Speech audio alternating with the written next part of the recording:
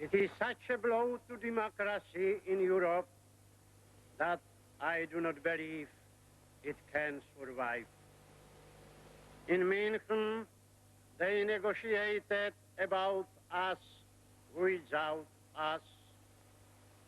Czechoslovak nation is forced to Calvary to be crucified. We did not deserve this fate. The diplomatic shuffle over, godfathers stood side by side with hunters as sponsors to the new generation which was to inherit their world. Been asked by the newspaper men this afternoon what I thought the chances were of appeasement succeeding. I told them I wasn't sure at all, but it was certainly worthwhile trying. After all, there are two terrible dilemmas in Europe: economic chaos and war. And anything that can keep us out of either of those should be tried. After all, it's much better for the United States if there's no war in Europe. And therefore, all efforts should be devoted to that end.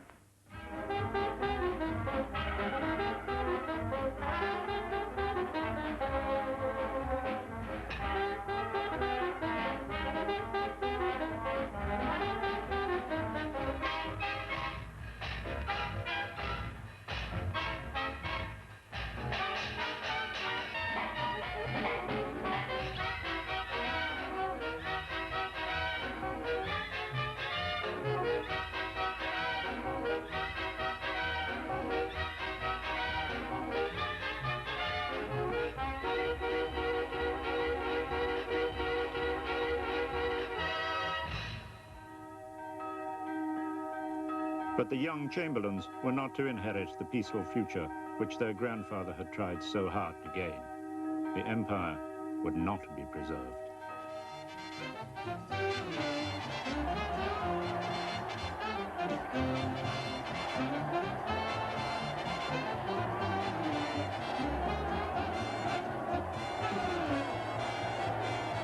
The new year was seen in London with celebrations, and the Bohemians of Britain at the Chelsea Arts Ball had little thought for other Bohemians.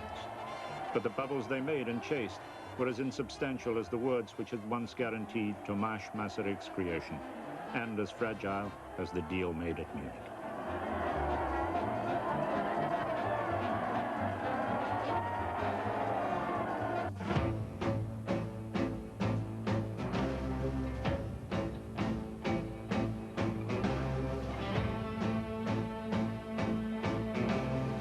The end of winter brought the tale of the end of the shadow of Czech independence, as Hitler showed what his word was worth by occupying Prague. What now of racial purity and the promise of peace?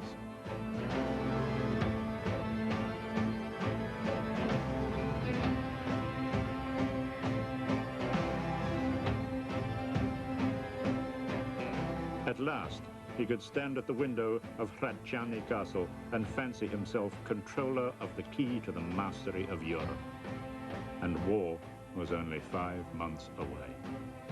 The life of all nations depends in the last resort upon mutual respect for one another's rights and reasonable confidence that they can each live their life in their own way, provided that they do not interfere with their neighbor's right to do the same. Throughout their history, the British people have always felt bound to oppose attempts by one power to dominate Europe at the expense of others.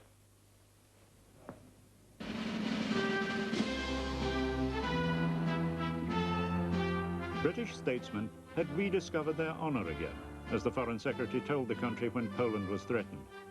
But what a shame that by this time the Ribbentrop-Molotov Pact made the effort a costly one. Stalin had shown how quickly he had learned from Chamberlain how to appease Hitler.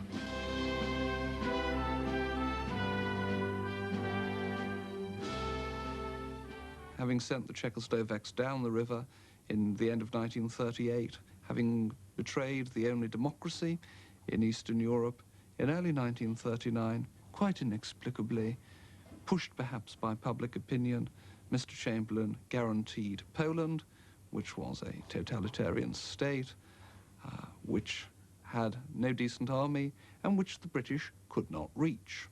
This, no doubt, Chamberlain's admirers would claim, was a great triumph of British statesmanship.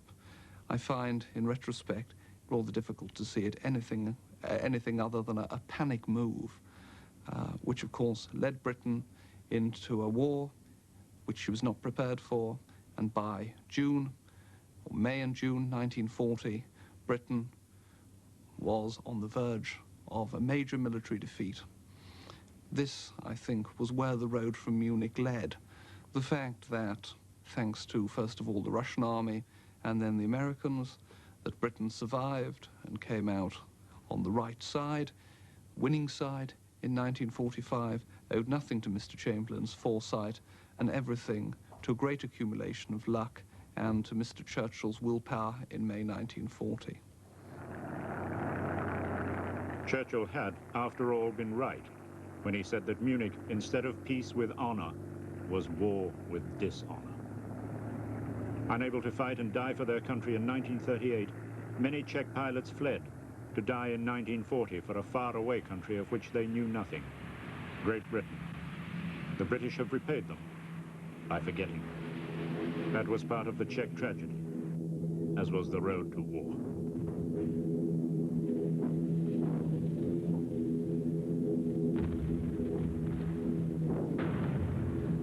Chamberlain's excuse after Munich that Britain needed time to rearm and that 1 year of delay was a gain was only a hollow myth. Hitler gained everything. And here, obscurely in Westminster Abbey, is the memorial to the man who died in 1940, broken and bitterly disappointed. Because of his deal, Germany now possessed the Czech arms works, industry, and a pact with Russia. The extra time had not helped. Words had failed.